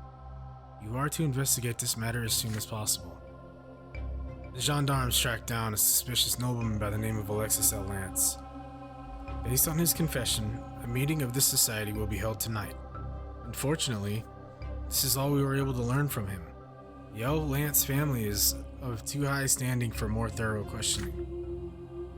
Fortunately, all members of this secret society wear masks when attending meetings. We have acquired L. Lance's personal mask and will ensure that he is late to the meeting. You should be able to impersonate him quite easily. You are to attend the meeting tonight and learn as much as possible about this secret society. This will allow us to foil a dangerous plot, or save many young people from the secret chancellery. The letter includes a delicate gilded mask of intricate workmanship. Fortunately, it fits your face perfectly. It seems your plans for tonight have changed. My little girlfriend is probably a part of this group. Following the prefect's instructions, you come at the appointed hour to an inconspicuous mansion at the edge of Anazot, with a spacious yard and a tall fence around it. The gatekeepers bow and open the gate as soon as they see you. It seems the mask is enough to convince them you belong inside. Inside the yard, you see noble carriages, many more than you had expected. You are ushered into a dressing room of sorts. A change of clothes already awaits you inside. It is a curious garb, a square of flowing, sparkling cloth with clasps and cords to keep it from unwrapping. You have never seen anything like it. With the strange robe and the gilded mask over your normal clothes and face, you cannot help but feel rather silly. This attire feels positively unsuitable for any kind of plotting or stealing. I'm just at a toga party. Next, you proceed to a large room. The windows are covered in black cloth to keep prying eyes away, but you forget about it moments later. What seems to be a strange performance is playing out before your very eyes. You hear droning, unfamiliar music coming seemingly from nowhere. You see candlelight dancing and glimmering. Ribbons of gold and silver are hung along the walls as decorations, and there are people, many people, like you. They are dressed in flowing robes and delicate gilded masks with narrow slits for eyes. The people are talking. They stand unexpectedly close to one another, their hands on each other's shoulders. You approach one of the groups, hoping to overhear the subject of their conversation, but you almost recoil when several arms reach out at once, attempting to grasp you tenderly by the shoulder. Steeling yourself, you put a hand on another person's forearm. The masked people seem friendly and genial. No one appears surprised by your insecurity. And their conversations are also quite out of the ordinary. You hear unfamiliar names that could belong to legendary heroes of old or to the people here who have taken them as a secret identity. You hear mentions of books you do not know and emotions they felt while reading them. Their conversations feel like a strange dream. You hear several voices singing in a far-off corner of the room. There are no lyrics to the song. Each voice maintains its own note. Together, these voices form a tender, softly aching melody. It feels enrapturing. It spirits you away. You feel so distant now from the purpose of your visit, so withdrawn from the judge's trade, so far away from the Empire and from your very soul. A hand touches your shoulder, bringing you back to your senses. A pair of familiar eyes look at you intently from behind a glinting greenish-silver mask. They belong to Octavia. You pull back and bow to the Archduke's daughter. I believe I recognize the man behind this mask. I never expected to see you here today, my extraordinary human. But I must behave here. You'd do best to do the same. We are not alone. It would be best if we are not seen too close to one another. As for this place, Sir Brante, allow me to explain. This is my circle of Latari. And, before you ask, no, we do not plot nor do we scheme. We have removed ourselves as far as possible from such machinations. This place is a little world of our own, a brief respite from tradition, noble customs, and other such fuss. Our gathering is but a pretense, a game of make-believe. We pretend we are neither nobles nor citizens of the Blessed Empire, nor humans nor Archnians, but the Latari. Do you know what this word means? I would not be surprised if you have never heard of the Latari. These days, the people of Latari are mentioned only in rare historical works. Long before us, in an age when this land was fertile and green, the Latari lived upon the land that would become Magra.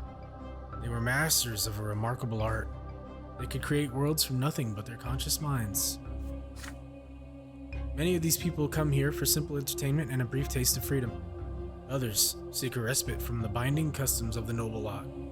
Still others feel encumbered by their blood ties and ancestral obligations. Only here are we fully free from the burden of our past and our present. Yet some among us seek more than brief moments of freedom. They are drawn here by the fascination with the Latari and their idea that our entire existence can be shaped by the mind alone. We strive to know the Latari people for ourselves. We strive to continue their teachings. We strive to become them. If we happen to master the art of shaping worlds from our own minds, we may yet break free of the trap that is this harsh existence. Surprised by this, you ask her why she is telling you this so openly. She knows that the rituals of extinct races are held in the same regard as magic and punishable as such. In response to your question, Octavia suddenly takes off her golden mask and reveals a slight smile on her once hidden face. May your voice ne'er speak words of deceit. To great shame lies the path of untruth. Where an Arcanian lies, where a human denies, the Latari speak truly forsooth. I'm not afraid. The truth of the Latari matters more to me than any persecution. You came here in secret and wearing a mask, which means that the prefecture has taken an interest in my little gatherings.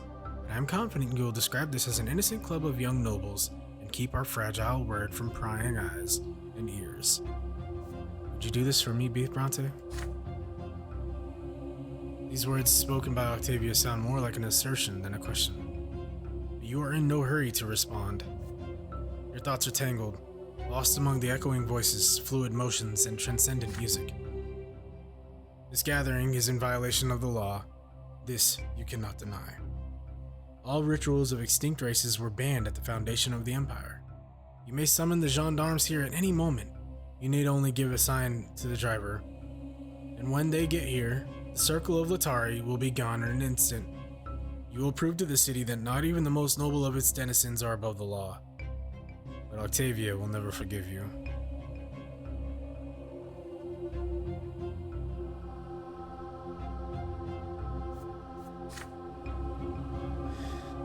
You could, on the other hand, keep the Circle of Latari a secret from Melbourne and report this meeting as a harmless gathering of young nobles looking for an opportunity to socialize.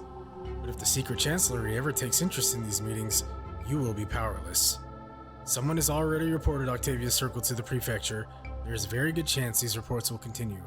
Perhaps if you tell Octavia of the danger she is facing, she will disband the circle herself.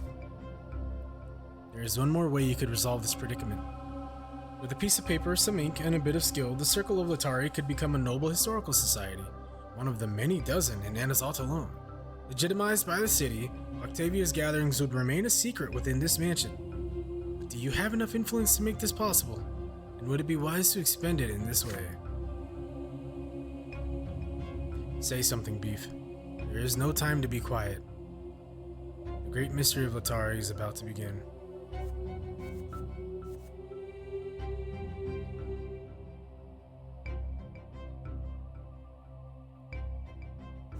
Oh man, my stats suck.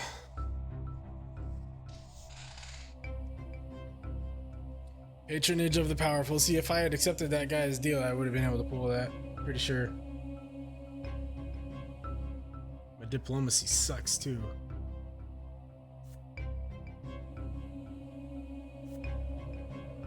I'm gonna keep their secret, dude. Oh, you promised Octavia not to tell a soul about the Circle of Latari and ensure the prefecture is none the wiser. You will tell the prefect that this gathering of young nobles is just an elaborate yet harmless amusement that poses no threat to public order whatsoever. The Arcanian lady rewards you with an enigmatic smile. I expected nothing less, Beef Brante. I value your loyalty. The circle is the most important thing in my life right now. If only we were alone, so I could show you the full extent of my gratitude. But the great mystery of the night is about to begin. Since you have joined us tonight, Beef, you will take part in it. Octavia withdraws, walks to the center of the room and raises her arms. The voices and the music fall silent. Form a circle, O chosen ones, and join hands. Direct your thoughts and feelings towards the circle's center, towards me. Become one with me. Become one inside the circle. Become Latari. Before you know it, the masked people have formed a large circle. They begin to move. It is a strange, slow dance devoid of music. Their movements are unlike any dance you know. Intertwined arms become an embrace, and that embrace then becomes intertwined arms again. Everyone dances, and the dance sweeps you away and absorbs you as well. You see golden faces moving all around. Deep within, you begin to feel a strange connection to them. It is as if you have known them all along, as if you have known yourself as a being with a gilded, delicate face. You are united, one with the people who surround you, insecure no more, uneasy no more, all of you dissolved and blended within this space. You are one. You are Latari. You are the truth. Beyond you, there is nothing. The world around grows dull. The fragments are falling away. Your bodies, the walls, the houses, the city, everything grows dull and disappears in the light. There is only the Latari. Beyond them, there is nothing.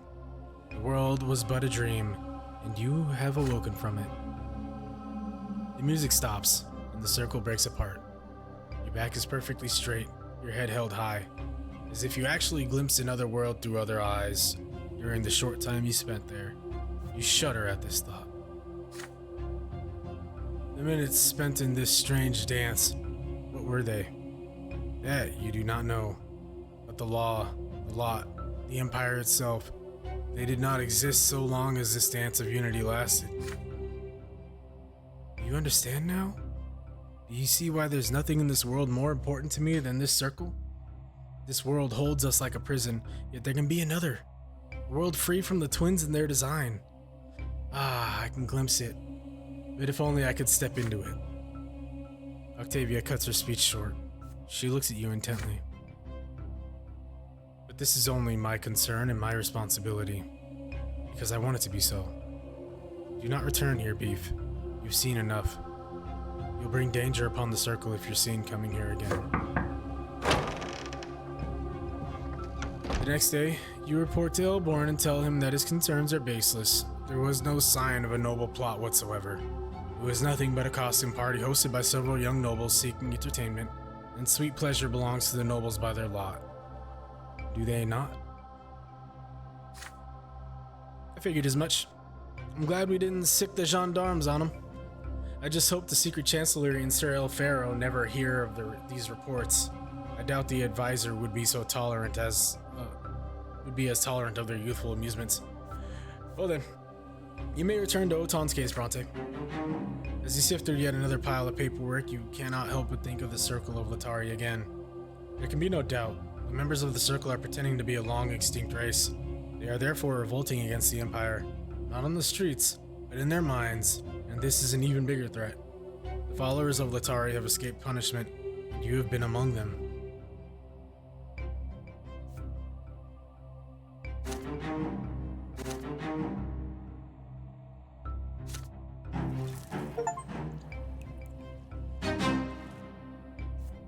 Oh, you participate in the enigmatic ritual of a long-dead race.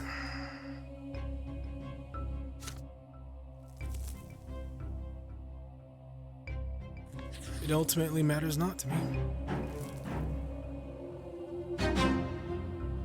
The crowded square, justice is less than 2. Equal to or less than 2. This event is a consequence of your previous actions.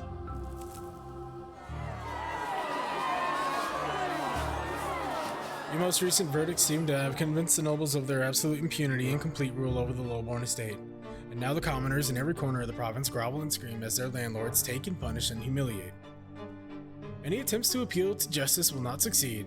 The judges reject all complaints against nobles without even reading them. Today, there is a large gathering of people in the square, in front of the prefecture. But this is no festivity, no celebration, no joyous occasion. This is a mob of commoners. They have come to ask for justice. Many are on their knees, begging, praying. Those with the loudest voices stand on tall barrels screaming at the prefecture. Do you hear us, Sir Prefect? We ask for justice. We beg for protection. Friedman Schmidt? The tax is too high. We cannot pay it twice. Our families starve, but we must pay our last going to the Duke and then the Overseer. Prefect Elborn watches the crowd from his window, lost in thought. He knits his brow as he turns to face you. This is how riots begin, Brante. The commoners are only asking for justice now. If they don't get it, They will try force soon enough. Imagine what will happen if they all bring torches next time. The noble lot is to rule, yes, but we must rule wisely and provide for those we rule over. Too many nobles think the law was written only for the common folk. It pains me to say it, but you seem to be among them, Brante.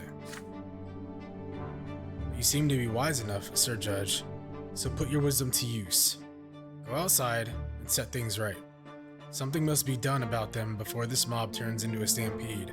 Take Captain Lenaud and his men and go into the square. You have to calm these people.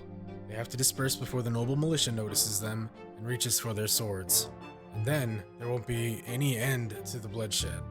Help me buy some time, and we will defuse the situation together. You are in the square. You stand on the steps of the prefecture surrounded by gendarmes, searching for the leaders of the mob. In the middle of the crowd, standing on a wooden crate, you see a woman dressed in trousers and a jacket, gesticulating wildly. Why does that sound like Gloria? Truth and justice! Truth and justice! Oh, mother goose. Gloria used to recite poetry like that when you were children. But she is not a couch in your home anymore. She now stands in the middle of a roiling human sea. She sees you, and for a moment her voice trails off. But then she starts chanting to the crowd even louder. Give us the law! Give us the law! Another ringleader notices you in the meantime. A sturdy bald man with a short beard and the appearance of a craftsman. Friedmund Schmidt. You're finally here, my lord. You're Judge Brante. We know you well. We know you quite well. We're looking for a way to help His Highness Gaius Tempest hear our pleas. If the prefecture can't protect us, then His Highness is our only hope. The cries and screams grow louder and fiercer. Slowly, the mob of petitioners begins to advance toward the prefecture. The gendarmes are ready to fight back. Captain Lenaud eyes the crowd, awaiting your orders.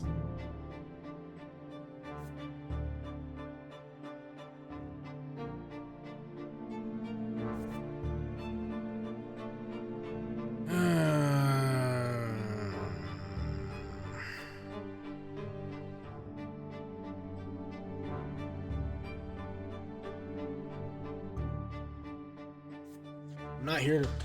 I didn't do all this to disperse mobs.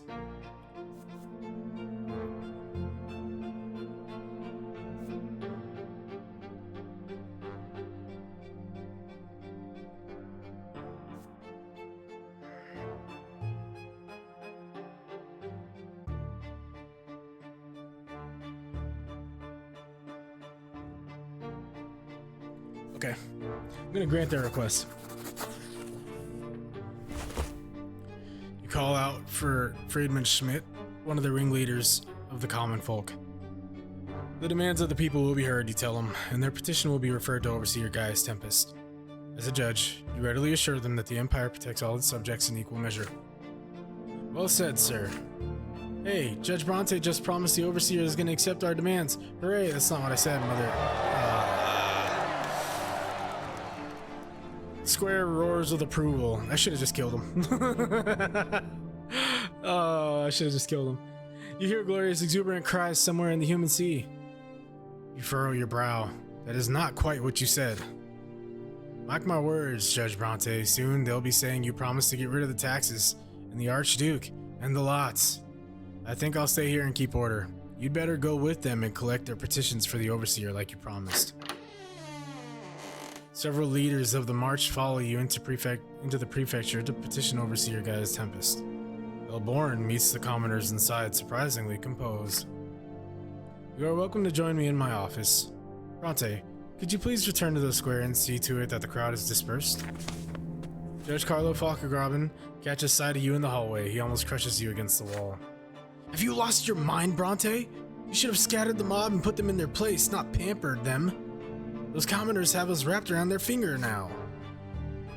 What madness made you agree to drag the Overseer himself into this? He'll be forced to respond to their petition now. Do you have any idea what this means for the prefecture, or for your career, for that matter? I don't really care about any of it anymore. You managed to slip away from Carlo Falcagraben without saying a word. Once you are outside at last, the square is almost empty of people, to your great relief. Everything's in order, sir. As soon as you left, the loud girl in men's clothing jumped up on a barrel and shouted that it was time for the people to hold up their end of the bargain. And then they up and left. I never thought it could have ended this peacefully. But is it truly over? Your heart fills with uncertainty as you slowly cast your gaze over the square and what remains of the mob. The common people got what they wanted today, and it was all thanks to you. Gloria +1. Career -3. Justice +2. Why am I still a judge? I can't. Fakagraba needs to keel over and have a heart attack. That's what needs to happen. I need that guy out of my face.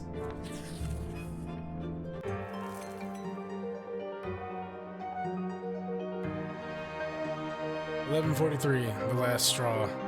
Rumors are running wild in Anazat. People say that a mysterious clandestine society called the Last Straw holds the entirety of the city's seedy underbelly in its clutches. With men and safe houses all over Anazat, plotting and scheming against the nobles and the ruler of the province. Their leader is a woman, a ruthless criminal by the name of Sophia. She has evaded all attempts to capture. Wait a minute. Sophia sounds familiar? The common people both fear the Last Straw and sympathize with their cause. If the rumors are true, the city finally has someone who will stop at nothing to help the people claim their rights. Who would support this secret organization? And how did the insurgents manage to survive this long? No one in the city knows the answers. Magistrate, wait, let me read that again. Magistrate Elverman must assuage the people's fears once again. The vile mutineers and heretics who call themselves the Last Straw will be caught and executed very soon. And anyone who has given them money and shelter will meet the same fate. The secret chancellor will make sure of that. But even facing a manhunt, the Last Straw still endures. Slowly but surely, the influence of this underground organization is spreading throughout the city.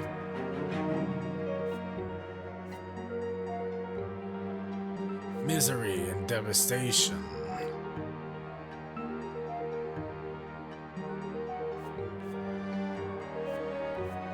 Things, I guess, finally have taken a step in the direction of the commoners in power. Unrest is now what is going on. Threats and promises. You are in the middle of ascending the city hall's long, curved marble staircase, a small man beneath the building's towering vault. You were suddenly visited that night by messengers from Magistrate Elverman. They insisted the reason was most urgent. You are already expected upstairs, so... There is a deafening silence in the lavishly decorated corridors. Your footsteps, the only noise you can hear. Finally, you enter the spacious room that is the office of Elverman, a stately official of considerable age. You find him sitting in his comfortable chair of carved wood. He acknowledges your presence with a nod. However, the magistrate is not alone. By the window of the office stands a tall Archnean. The cape of the Imperial Legion covers his shoulders. He is Dorius Oton, the commander of Magra, in the flesh. He does not even bother to turn around and look at you. The magistrate gestures to you formally, beckoning you closer. Judge Brante, you have come at last. Sir Oton has been eagerly awaiting your arrival. Uh-oh. You see, the commander has learned about a litigation being prepared against him at the prefecture. He demanded that an end be put to these machinations at once. And I humbly offered him my assistance. Slowly, Oton turns to face you. He eyes you with cold contempt. Brante, you again. So you've been chosen to oversee this so-called case against me. I don't envy you. I will be brief. I will not stand idly by in the face of slander and baseless accusations. Give me your word of honor as a nobleman that you will do everything in your power to put a stop to this litigation. Only then will you be free to leave. I will treat any other answer as an insult against my noble lineage, and let it be known that Sir Elverman holds many positions, such as the chairman's seat of the Court of Honor, which means that any insult will be soon followed by a legitimate duel of honor. I'm sure you know full well how others have fared against me in duels.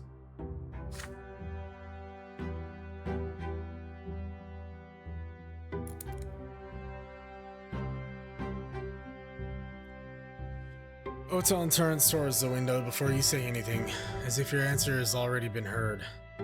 Magistrate Vermin watches Oton and you silently with a mysterious smirk. You stand before the two lords of the city, a young man only recently ennobled by the mantle. Any word that leaves your lips now will affect your fate.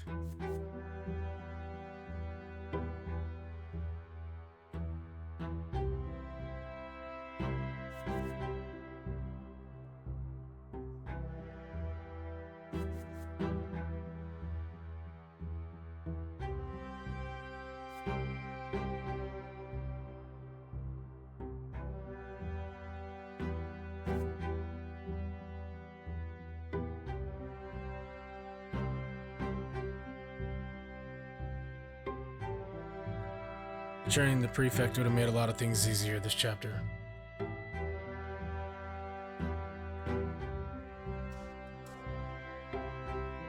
But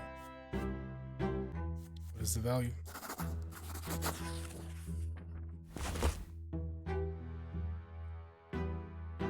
If Oton challenges you to a duel, a lesser death is certain.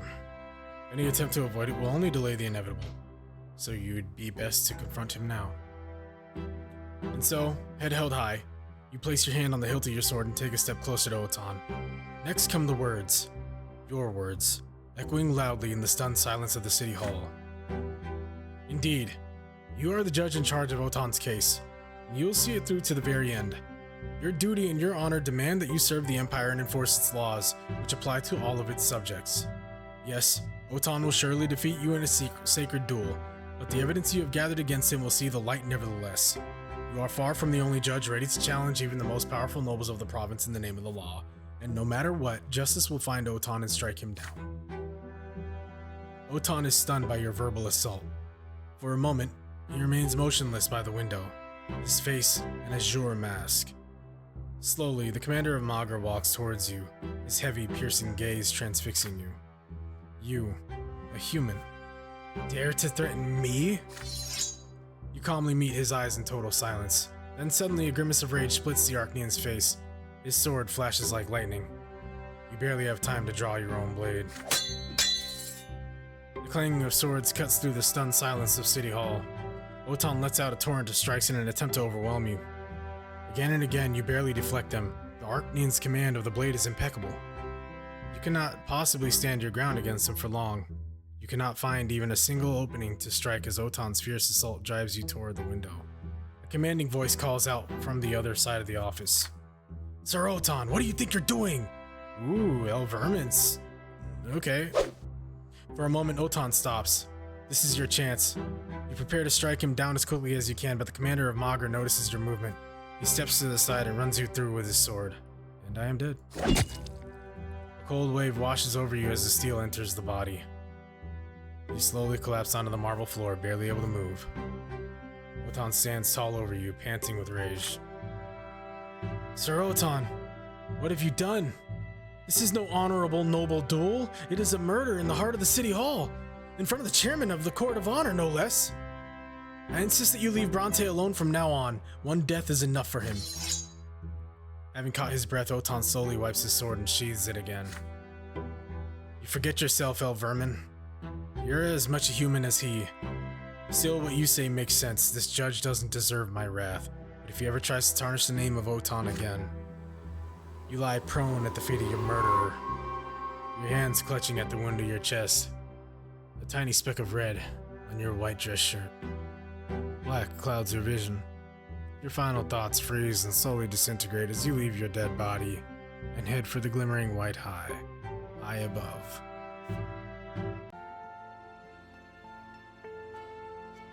Second death. At the hands of Oton. In the City Hall. Impenetrable darkness surrounds you. You stand alone, bare to your very essence. It paralyzes you.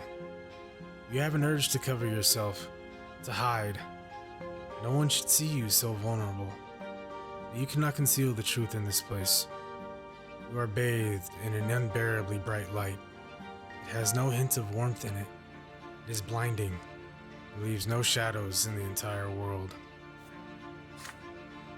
It is the light of the shining pillar itself. In its radiance, you can clearly see all your thoughts and doubts, your errors and transgressions, the contradictions that have permeated you since birth.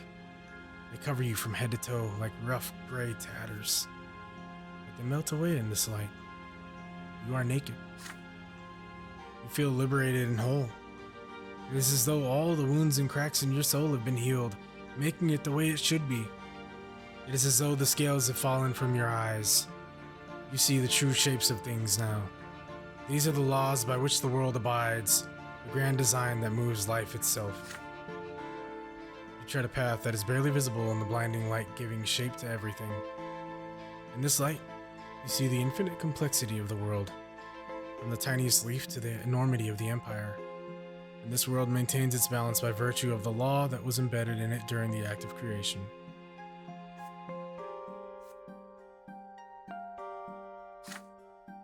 Ahead of you, two figures are waiting on the path.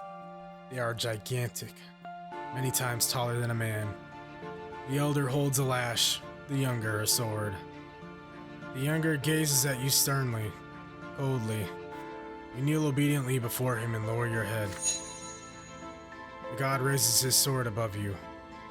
This is divine retribution. There is no law without it, nor can there be. Every action has consequences. This is what shapes the world, making its very existence possible. In this moment, beneath the gaze of the merciless god, you comprehend the law that binds the entire world together. Which manifestation of the law will you live by?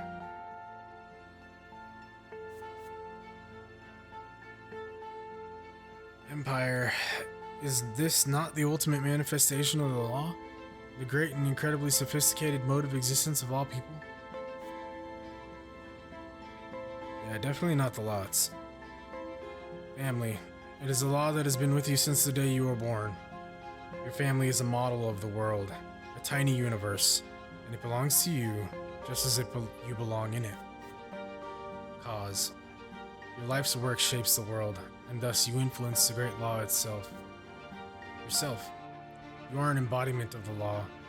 You have been made in accordance with the divine design, against the law. You defy the design of the gods and the law that binds it together.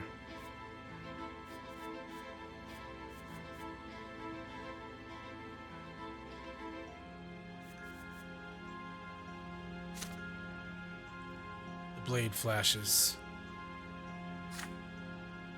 The younger's sword slashes through the air above your head. You do not yet deserve your final punishment. The law demands that you continue your life. Your form has not been completely destroyed, nor has that of the world. The younger extends his gigantic hand and shows you the way. You must proceed. The path leads you to the top of the crown of the silver tree, spread wide in the white gleam. The branches are close now. It is time to descend.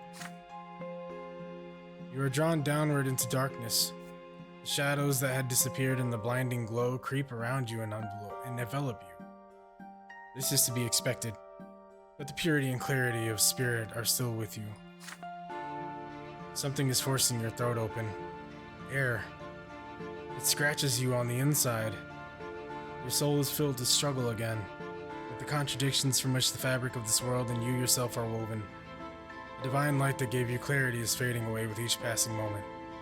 You have to open your eyes. Above you is the dark ceiling of the crypt. You are reborn.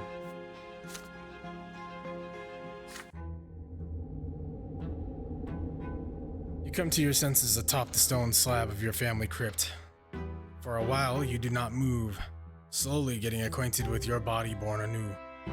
Your mother's somber silhouette stands above you, bowed in prayer. You hear her quiet, meek voice just as you did as a child. At last, you're back with us, Beef. My son, it pains so much to watch you sacrifice yourself so, all for the sake of your trade and your honor. You have 4 lives in this world by the twins' grace, each a precious gift. You've cast away the lowly lot of suffering, so I beg you, do not seek it anew. Steer clear of pain and wounds and death. Your father appears in the doorway of the crypt. He comes closer and bows to you respectfully. Son, The entire city is talking about you and your sword fight with Otan. Even the highest aristocracy believes the commander of Magar deserves all the blame for assaulting you without challenging you to a duel. While you acted like a true nobleman and defended the honor of the Brante name, you suffered a lesser death through no fault of your own. You leave the family crypt with a heavy heart. You have resisted Otan.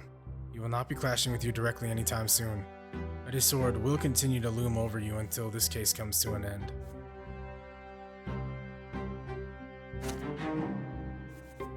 Valor. I've died twice now, and I used a little bit of willpower, and I've actually regained a little bit of reputation from that.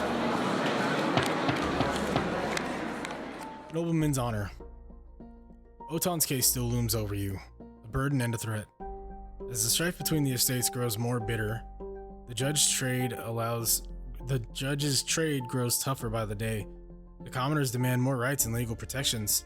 The nobles do their best to push back. As things stand right now, any verdict made in court may result in upheaval in the province, and possibly determine the outcome of your case against Otan. One day in a park by the Falez estate, favored by dueling Anizot nobles, you see a curly-haired young man lying prone in the small sunlit square. His body has been pierced by a sword, and it has not vanished, a true death. You are here to investigate a report of an illegal duel. The winner is still here, a slender, middle-aged noble in an elegant black jacket, his hand still on the hilt of his sword, surrounded by gendarmes. Your orders, Your Honor. Sir El Corvio will not submit on his own, and we wouldn't dare use force against him. You sign for the gendarmes to lower their weapons and approach the duelist. El Corvio's eyes widen and his face comes to life when he notices you. Before you can ask him, the nobleman begins to speak, far louder than necessary. It was a duel, sanctioned by the Court of Honor. That is all. The late Sir El Este questioned my loyalty to the Emperor and called me an apostate. He left me no other choice but to defend my honor, and now he's dead. Please be quick with your verdict, Sir Judge. I am expected at the capital. You do know who I am, don't you? Before you can say a single word, a carriage bearing the crest of Magistrate El Vermin rolls through the gate. The magistrate furrows his silvery brow as he looks at the sorrowful scene, then gestures politely for El Corvio to approach his carriage. With a chuckle, the duelist walks through the line of gendarmes and leans on the carriage. Meanwhile, the magistrate takes you aside for a moment. Brante, as you know, I am the chairman of our city's Court of Honor. I refused to sanction this duel for as long as I could since true death was on the line, but Alan El Corvio insisted that denying him would spell trouble for the city of Anizot. Regrettably, he's a small yet very important person in the Emperor's court. He used to command the Emperor's personal guard. I realize that you must mete out justice as your duty demands, but remember, duels of honor are one of the cornerstones of Imperial tradition, one of the pillars that support the twins' divine vision for the Empire. You have the authority to punish El Corvio, but be careful. You might make a dangerous enemy both for yourself and for all the nobles of Anizot. That fool El Este didn't know this, and now he's lying there before us. We would be wise not to repeat his mistake. The Magistrate of Anizot glances around, then continues in a hushed tone. Brante, the situation is far from ordinary. If the fate of your city means anything to you, it would be best to let El Corvio go without a trial. Anizot does not need any trouble from the capital, and the El Estes are not as strong as they used to be. They'll get through it. You may find him if you wish. El Corvio will pay it and move on, and justice will be done, at least to some extent. However, if you can defuse the matter entirely, you'll earn favor with all the aristocracy of Anizot, and I'll personally see to it you get a swift promotion. Deep in thought, you gaze upon the body of the dead duelist and the long shadow of El Corvio. The decision you are about to make could influence all future duels in the province, as well as your own standing.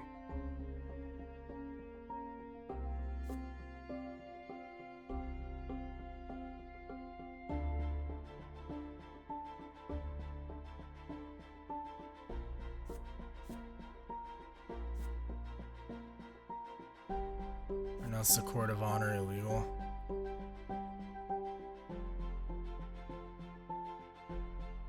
I wish I could. I'm close. I'm close. I mean, my diplomacy was off by 4 points and my justice off by 2.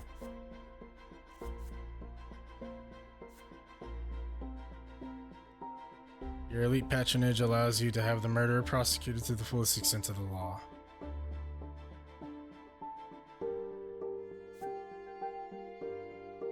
All because of Octavia Melanitis. I'm kind of reluctant to cash in on that right now, because I feel like I'm going to need her for the Oton situation.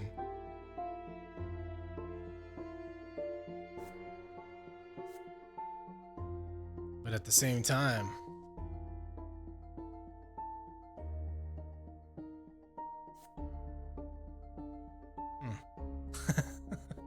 I don't know. That's a tempting one.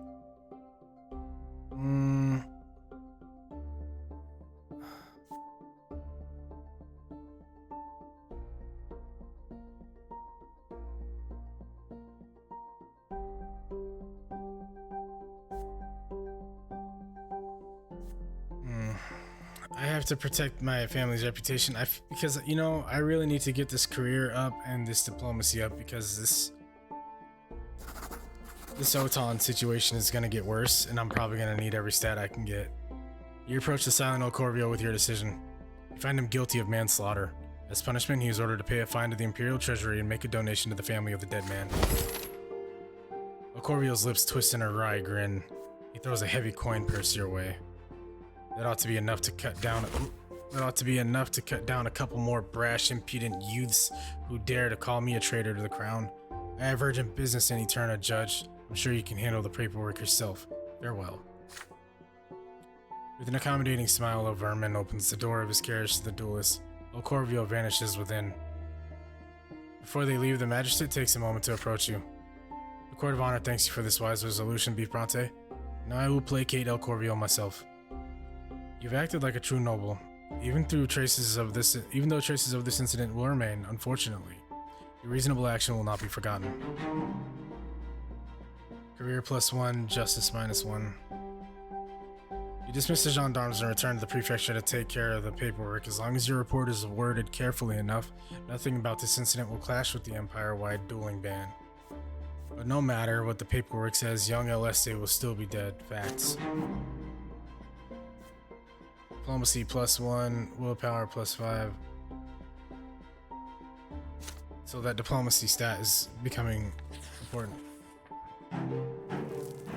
The hunt for Thomas. The hunt for Thomas?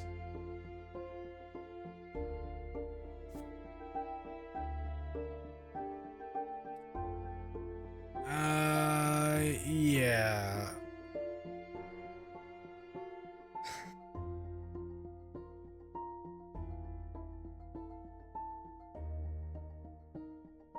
This chapter has been whooping my ass. In certain ways, I've done well, but I think the majority of this chapter has been rather rough for me and my decision making.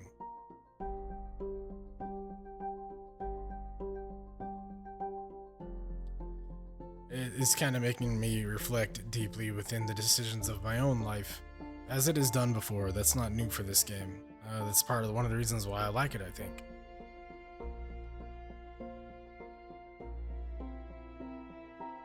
But yeah, I don't know. I can't wait to stream it next Wednesday, because I'm gonna stop it right here.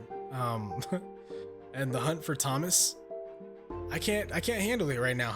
I really can't. I really can't handle it. We'll pick back up on Wednesday at 9 p.m. Eastern Standard Time, as per the stream schedule. We are not done with this game yet, and every Wednesday is dedicated solely to streaming this game. In the meantime, I do appreciate you guys joining me very, very much. And I still have to upload like all of these life and suffering videos to YouTube as well. That way you can go back and catch up if you missed. I'm I'm gonna just say that at the end of every stream of this game, because I know maybe the story is very good on this game. It's very good. But if you miss anything, you don't have to feel bad about missing a stream. You'll be able to catch it on my YouTube, which is just BeefTube stream on YouTube for whatever that's worth. But yes, we'll stop it here for this evening, and a lot to think about. Life is busy, right? Just remember, when you build your mind, don't forget to build your body, and vice versa, right? Set the example, especially for yourself. You're very impressionable, you know? Alright, I'll catch you next time.